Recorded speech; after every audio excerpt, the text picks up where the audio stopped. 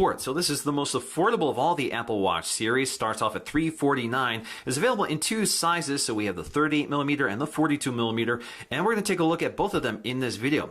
Now there are two casing colors to pick from. There is silver and space gray. Silver comes with a variety of band colors you can pick from, but they're all the same price. All right, so let's get to the unboxing here. First thing I need to do is flip them over so I can slice the plastic. Flip them over.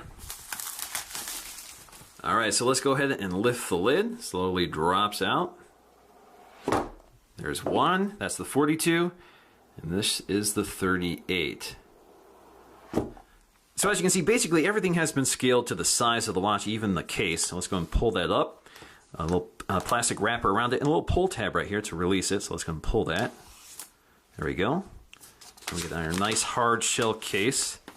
We're going to set that aside for just a moment. You can see the Apple logo there, actually. And let's get the other one out. Lift that up. Getting very nice packaging. Have a little pull tab here to release the plastic. So there we go. We have our shiny white plastic casing with our Apple logo in the center. So inside the box, we'll find Designed by Apple in California. A nice little packet. So if we slide everything out of here, we'll see what's in here. So we have a little quick start guide, Apple Watch. Nice little colorful quick start guide. Tells you about charging it, some of the buttons, how to fasten the sport band and that sort of thing. On the back, we have some tips about using the Apple Watch. We also have some regulatory information, and then we have a second band here. So this allows us to change out the band that came installed on the watch. So if you need a different size, you have an option that comes with it. Now, neatly packaged at the bottom of the box is the wall adapter, pretty familiar to any iPhone user. It's basically the same unit. We also have something quite new here. This is the inductive wall charger. So this magnetically adheres to the back of the watch and charges it. Now, this is plastic, while the Apple Watch is stainless steel. So this is a little lower end, but the function is pretty much the same. Now taking a look at the accessories for the larger Sport here. Again, the packaging is pretty much identical, just scaled up for size. So we have a quick start guide. Again, nice colorful quick start guide. We also have our regulatory information, and we have the small/medium watch band. So the smaller watch comes installed with the small or medium watch band, while the larger watch comes installed with the larger watch band. So they give you the smaller one in the package. Now let's unwrap one of these cables. It's quite long. I believe it's 2 meters. So we have plenty of cable here to reach a wall, so that's kind of nice. We have some wrapping covering the charging face here, surrounding it as well. I see them on the bottom. There we go. So there's your charging face. I believe that's the that's the charging face. You can see it's concaved for the shape of the watch, and that's the bottom. All right, next up, let's get into our watches. So we have our 38mm right here, so you can see that nice cushioned surface on the top of the casing. Apple Watch Sport. I have it upside down, I guess. So there you go. There we have our Apple Watch, wrapped in plastic. Let me go and pull it up. We have a nice little pull tab here. So it just tells us how to install or fasten the watch. So let me go and pull this, or here we go. Let's pull it this way. Slides right out. There we go. This material is called fluoroelastomer. We have a little more plastic here. And it's actually quite soft. As soon as you feel it, it's got this nice soft silky texture to it. It's actually really nice here. So again, that is the smallest 38mm, which looks quite small to me, but we're going to compare this to the 42mm, but it is a really nice looking watch. All right, next up is the 42mm, which is probably the size I would prefer. Again, a nice padded surface here, Watch Sport. So anyway, here you go. Here is the full-size 42mm. Looks quite nice here. Again, it's just a scaled-up version, really. Let me go and peel off all the plastic here again. Go to the back, pull the tab right behind the watch. Should pop right off. And there we go. Now the first thing we need to do is boot these up for the first time. The boot up sequence takes about a minute. All I have to do is tap and hold the button below the digital crown to start it up. Now the first thing we need to do is select our language. Go ahead with English. Now we can start pairing with our devices. So of course we're going to have to go get our iPhones. So as you can see right now, we have this little pattern appearing on the screen. Now in order to pair, all I have to do is launch the Apple Watch app, start pairing.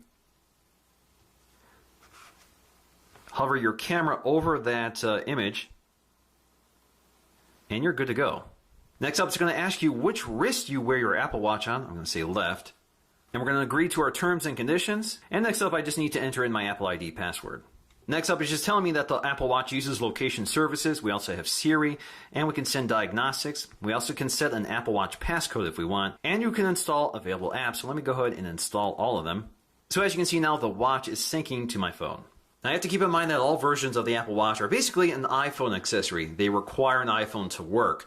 So this is compatible with an iPhone 5 and up. Now that we're all booted up and ready to go, let's go and take a close look at the hardware, starting with the displays. Now, the displays on the Sports are the same on the Apple Watch and the Apple Watch Edition. So basically the same technology. Both are Retina AMOLED displays. This is the first time Apple is using any AMOLED displays in their devices, which is kind of nice. Now, the 42mm has about a 1.53-inch display, resolution of 312 by 390, while the 38mm has a 1.32-inch display with a resolution of 272 by 340. So with a slightly smaller display, you do have less resolution. Now, all Apple Watches basically have the same design. They have this curved cover glass, but the Sport has an Ion X glass, which is the same glass that's on the iPhone 6 instead of the sapphire glass that's on the other watches. But you can see the OLED display is laminated to the glass, so it looks really nice and flush. And again, it looks really nice, especially with that curved glass edge. Now, on the back of the watch, you'll find this composite lens, which is convex and contains our heart rate monitor, which uses 2 LED lights and has 2 receivers to pick up both infrared and visible light. Apparently, these sensors are also capable of measuring blood oxygen levels, although that hasn't been activated yet. Now, this is also where you charge your watch. Just bring the magnetic inductive charger next to it and it snaps into place and it's pretty secure. Now, on the side of the watch, we'll find our digital crown as well as our side button, and they're the same size for each watch. And on the other side, we have a microphone as well as a waterproof speaker. So this allows us to place phone calls directly on our watch, command Siri, or just listen for notification tones. Now, the Sport Band has this tuck and fasten design, which is pretty simple. It's pretty easy to install and adjust. So basically, you just tuck one strap under the other and then find the right size for you and snap it into place. Now, it's really easy to swap out the bands on these watches. All you have to do is press the button toward the edge of the watch, and you can slide out the bands. Now, if you look closely at the inside of that groove, you'll see that little button which fastens to the watch. You can also see there's this little hidden door, which is kind of a diagnostic door. You can remove that panel, apparently. At least Apple Support can do it for you, and run some diagnostic tests on it. You can also see the model number etched inside. Snapping the new band on is pretty easy. All you have to do is slide it in and snaps into place. Now, side by side, you can see the 42 comes installed with the longer watch band, while the 38 has the shorter watch band. So what I have to do here is take out the large band that comes with the 38 and install that, because the band that's included is way too short for my wrist. So with the larger watch band installed, you can see the watch band is about the same size or same length as the large one. Now, for the most part, I personally prefer the 42mm. It's larger for my larger wrists and larger hands, so it's more appropriate for me, I would say, but I'm surprised by how well the 38mm works on my wrist. It's not too small, and actually may fit a little bit better than the 42mm, which is a little on the chunky side, but either one will work. And if you want to save $50, you probably could get away with the 38mm unless you have a really chunky wrist. Now, the only drawback to the smaller watch is that you have a smaller display to interact with. Now, I will be covering the interface in a separate video because there is a lot to talk about and a lot of features to go over, which will be a very long video, I'm sure. But for the meantime, I just want to quickly show you how this works. So you can swipe down on the watch face to see your notifications. I have none right now. You can swipe up to see your glances, so you can measure your heart rate. You can see how much power you have remaining. You can set up an activity to set some fitness goals. You can see your calendar events, your weather, your stocks, your maps, and a few other things. You can swipe down to dismiss that. Now you can press the digital crown again to get to your home screen. This is your launcher. So this is where all your apps live. So for example, if you want to launch your Mail app, just tap on it. It takes you right to Mail. Now, as you can see here, we can flip through the interface, or you can use the digital crown so you don't block the screen while you're interacting with it. Now, when you're within an app and you force touch on something, basically press on the screen, you get 2 additional options, and this is completely contextual. So for example, when you're in an email, you can flag this email deleted or select it as unread. Now, we can go back to our home screen just by tapping the digital crown here, and we can jump to another app if we want. So we can go to the music player, and we can see now playing, and click play, and this will play music on our device. So this basically means you can use your watch to remotely control the music playing on your device.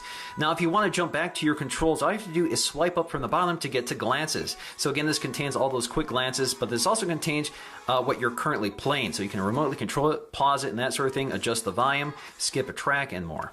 Now, when you're within the app launcher, you can move around and navigate. You can also zoom in and out with the digital crown. So you can basically zoom in onto an app like so. You can also hit the digital crown to go back to the app launcher. So we have lots of apps included here, including a remote camera release. So you can actually use this as a viewfinder for your camera. It launches the camera app right on your device and allows you to take photographs. So you can see a live view of your camera from your watch, and you can snap a photograph like so. In fact, you actually get a little haptic feedback when that happens, so you'll actually feel a little tick letting you know that the photograph has been taken. Now you can't access your notifications or your glances from the app launcher, so what you have to do is go back to the clock here, swipe up to get to glances or swipe down to see your notifications. So if we swipe up here and swipe all the way to the right, you get to our controls. So we have airplane mode, do not disturb, and silence mode. You can also ping your phone, so if you've lost your iPhone here, just ping it, it'll start ringing for you. Now going back to my main watch, you can see I do have notifications here, so I can swipe down to see all of them. Now I can tap on them to bring up that app, like so, and I can dismiss this message if I want. I can tap the home button to take me back to where I was and go back to the next message, and again dismiss that. Or I can just swipe on the notification to act upon it. In this case, I can clear it. Now, I can also place and receive phone calls here, so we have a full phone app. Of course, this is entirely dependent on your connected phone. So you can see all your favorites, your recents, your contacts, even your voicemail. So if you want to select a contact, it takes you to your library and you can scroll through it with your digital crown or just swipe up on it. Now, when you're receiving a phone call, it rings on both your phone and your watch, so you can either use your watch or your phone to answer the phone call. So this is a test. Now you can receive and place phone calls on the Apple Watch, so this gives you an idea of what the internal speaker sounds like. Now the side button is dedicated to your friends, so you can customize this list under the Apple Watch app on your phone here. So I only have a couple here, but if I select a contact here, I'm just going to select me. I have several options. I can directly call them, I can message them, or I can use digital touch. So let me go ahead and show you what that's all about. Now if you don't know what this is, you have this little eye icon, which will tell you about sketching, heartbeat, and tap. Let me show you what that is. So we can tap the screen, and it will send those taps to the user. We can also send our heartbeat just by tapping and holding our two fingers to the screen. So it's actually recording your heartbeat and it'll send it to the other user, again assuming they have an Apple Watch. You can also just sketch on the screen and it'll send the sketch exactly as you drew it. We also have Siri integration, which you can activate in two ways. You can tap and hold the digital crown. What's the weather like tomorrow in Rochester Hills? Hey Siri, set a reminder for 8 p.m. to finish this review. Now to create a new message, you have several options here. You can use one of the canned responses, or you can use voice dictation. This is a test of voice dictation, period. So we're going to click Done. We can also insert one of these emoticons. So we have the smiley face, we have hearts, and we have the hand gesture. So what we can do here is select one of the emoticons here, so you can select between a variety of them just by using the digital crown. You also have a little indicator in the upper right, tells you where you are in terms of selecting them. You can also select from a number of hearts here. Again, same story, lots and lots of options to pick from. Same with this hand gesture here, like so. So if you want that one, just click on it, or click Done here, and you're good. We can go ahead and send it off. You can also use your watch for Apple Pay. Just double tap the side button here to access your card. You can swipe to other cards if you have more than one. Alright, so that is my first look at the Apple Watch Sport. Of course, there's a lot more to say about the Watch OS. I'll be covering more of it when I take a look at the Apple Watch in my next video, so stay tuned for that. And of course, stay tuned for my full walkthrough and review. Thanks for watching, and I'll see you again in the next one.